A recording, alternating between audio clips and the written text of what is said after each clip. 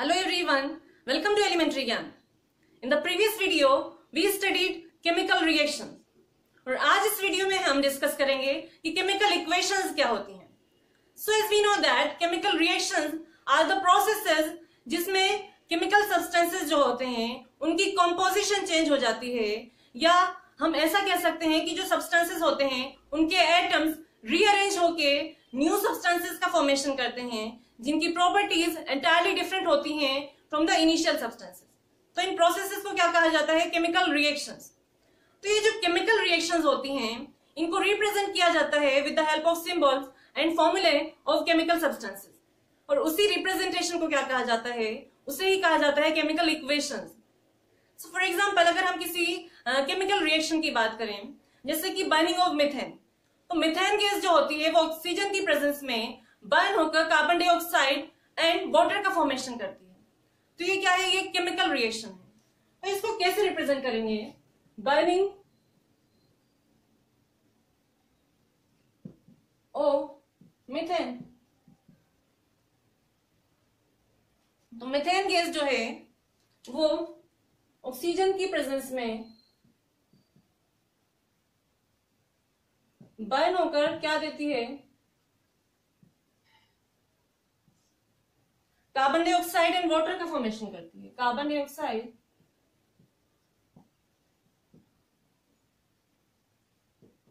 And water. तो ये तो क्या था? ये तो एक तरीका था इस इक्वेशन को, केमिकल रिएक्शन को रिप्रेजेंट करने का. तो यहां पर हमने क्या किया है? हमने सब्सटेंसेस के फुल नेम यूज किए हैं. जैसे मिथेन की जगह हमने मिथेन लिखा है, ऑक्सीजन की जगह हमने ऑक्सीजन लिखा है. तो जहां फुल नेम लिखते हैं इनको तो कहा जाता है वर्ड इक्वेशंस. और जब हम इनके सिंबल या फॉर्मूला यूज करेंगे इन सब्सटेंसेस के, तो उसको क्या कहा जाएगा? उसको कहा जाता है फॉर्मूला इक्वेशन और सिंबल इक्वेशन. मिथेन का फॉर्मूला होता है CH4. इन ऑक्सीजन को रिप्रेजेंट करते हैं O2 से, एंड इससे हमें क्या मिलता है? एज ए प्रोडक्ट मिलता है कार्बन डाइऑक्साइड एंड वाटर. तो यहां पर हमने इन कंपाउंड्स के क्या लिखे हैं? फॉर्मूला लिखे हैं, इसलिए इनको कहा जाता है सिंबल इक्वेशन. मतलब केमिकल इक्वेशंस टू टाइप की होती हैं. एक तो होती है वर्ड इक्वेशन और एक होती है सिंबल इक्वेशन. लेकिन सिंबल इक्वेशन क्या होती है? मोर कन्वीनियंट होती है, क्योंकि ये जो वर्ड इक्वेशन है ये टाइम कंज्यूमिंग होती है और ये टाइम सेविंग होती है सिंबल इक्वेशन. तो ज्यादातर हम जो केमिकल रिएक्शंस होती हैं उनको सिंबल इक्वेशन की हेल्प से रिप्रेजेंट करते हैं. तो केमिकल इक्वेशंस क्या होगी?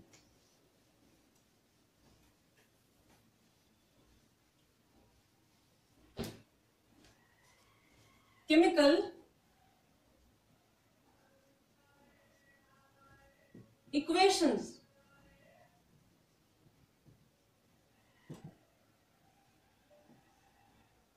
केमिकल इक्वेशन होती हैं. Chemical equations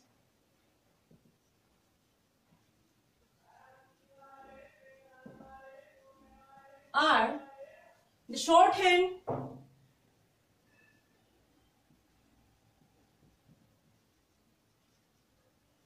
representation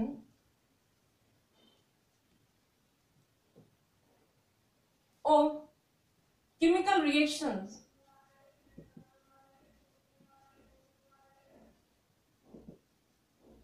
in the form of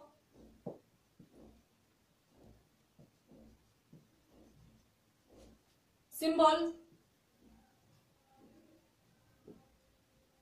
and formulae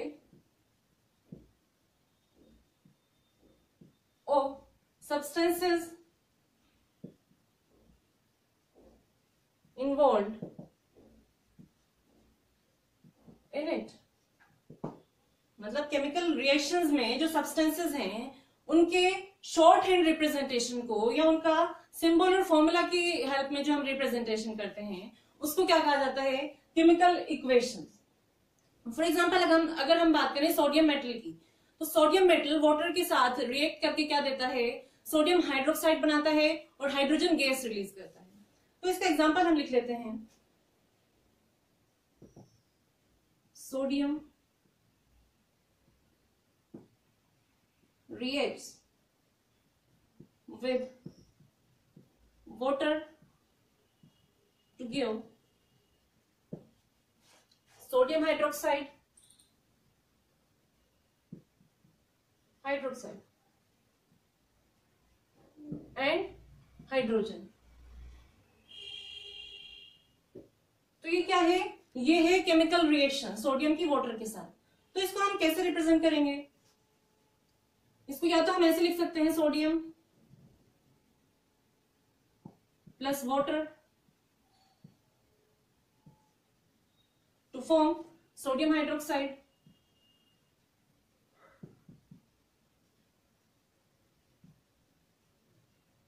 and hydrogen. और इसको क्या बोलते हैं, इसको बोला जाता है वर्ड इक्वेशन। अब दूसरा तरीका होता है इसको लिखने का कि हम इनके सिंबल और क्या फॉर्मूला यूज करें, उसको बोला जाता है सिंबल इक्वेशन।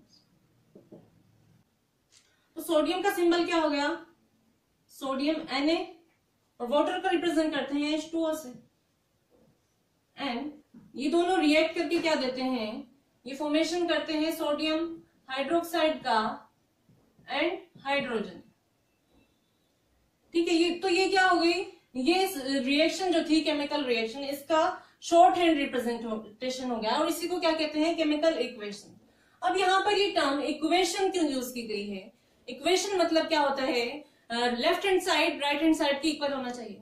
तो क्योंकि केमिकल रिएक्शंस जो होती हैं ये law of conservation of mass को फॉलो करती हैं, मतलब जो रिएक्टेंट्स होंगे उनमें प्रेजेंट एटम्स इक्वल होने चाहिए प्रोडक्ट्स के।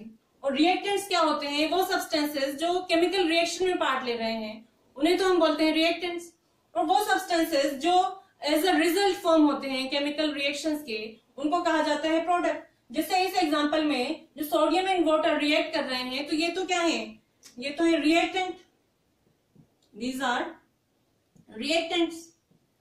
और ये जो एज अ रिजल्ट फॉर्म हुए हैं सब्सटेंस, न्यू सब्सटेंसेस जो हैं इनको कहा जाता है प्रोडक्ट्स।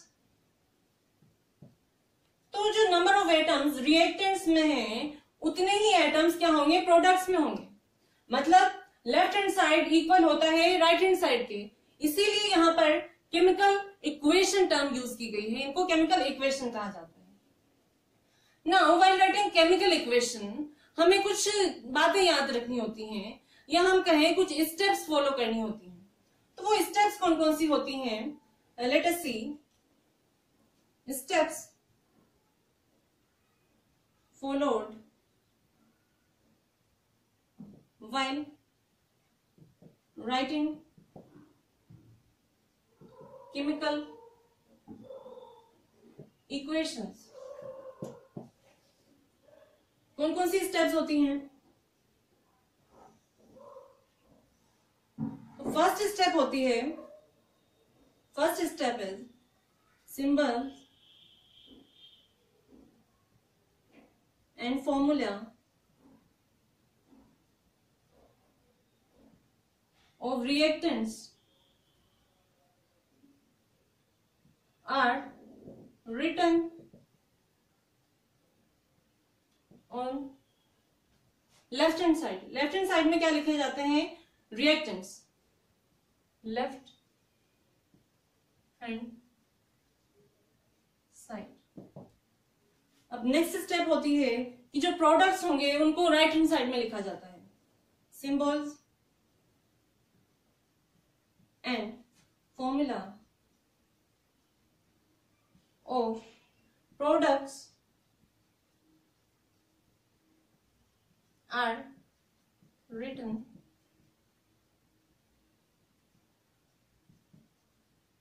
right hand side।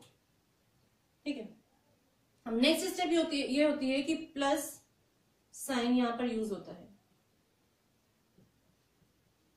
अगर number of reactants and number of products 2 से ज्यादा हैं तो हम प्लस साइन यूज करेंगे उनके बीच में, जिस तरह से हमने यहां पर किया था, is put between products and reactants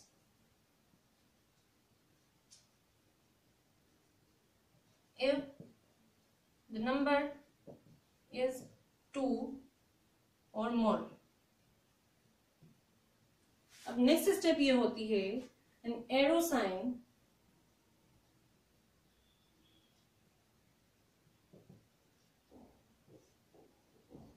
इस तरह से एक arrow sign is put between the reactants and products.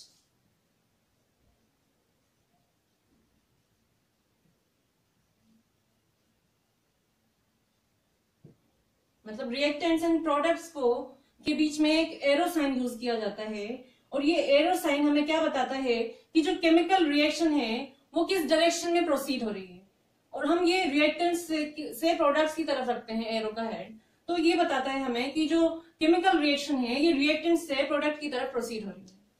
तो इसको हम एक और एग्जांपल की हेल्प से समझेंगे कि केमिकल इक्वेशंस किस तरह से लिखी जाती हैं।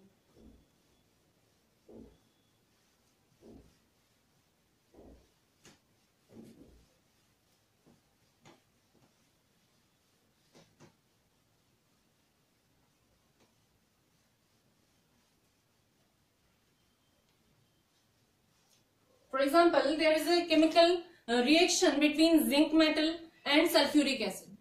तो zinc metal and sulphuric acid के बीच में जो केमिकल रिएक्शन है उसको किस तरह से रिप्रेजेंट किया जाएगा या उसके लिए केमिकल इक्वेशन कौन सी यूज होगी वो हम लिखेंगे। For example, reaction of zinc and sulphuric acid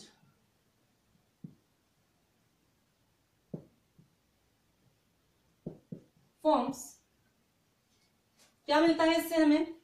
zinc sulphate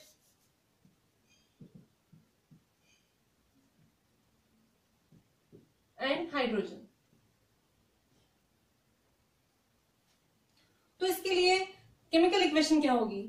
chemical equation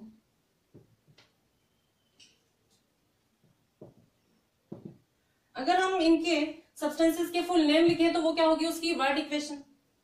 जैसे कि जिंक, सबसे पहले हमें क्या देखना है? सबसे पहले हमें ये देखना है कि रिएक्टेंट्स कौन कौन से हैं। तो हमें यहाँ पर क्लियरली दे रखा है कि ये जो जिंक एंड सल्फ्यूरिक एसिड हैं ये क्या करते हैं? रिएक्ट करके जिंक सल्फेट एंड हाइड्रोजन का फॉर्मेशन करते हैं। तो जिंक एंड सल्फ्यूरिक एसिड क्या कर रहे हैं? ये केमिकल रिएक्शन में पार्ट ले रहे हैं, इसलिए ये क्या है? रिएक्टेंट्स हैं। और रिएक्टेंट्स को हमने जस्ट अभी स्टेप्स डिस्कस की हैं, वहां पर हमने क्या डिस्कस की थी? फर्स्ट स्टेप जो रिएक्टेंट्स हैं उनको कहाँ लिखा जाएगा? उनको लेफ्ट हैंड साइड में लिखा जाता है और उनके अगर नंबर ज्यादा हो, 2 से ज्यादा हो रिएक्टेंट्स, तो बीच में उनके प्लस साइन लिखा जाता है।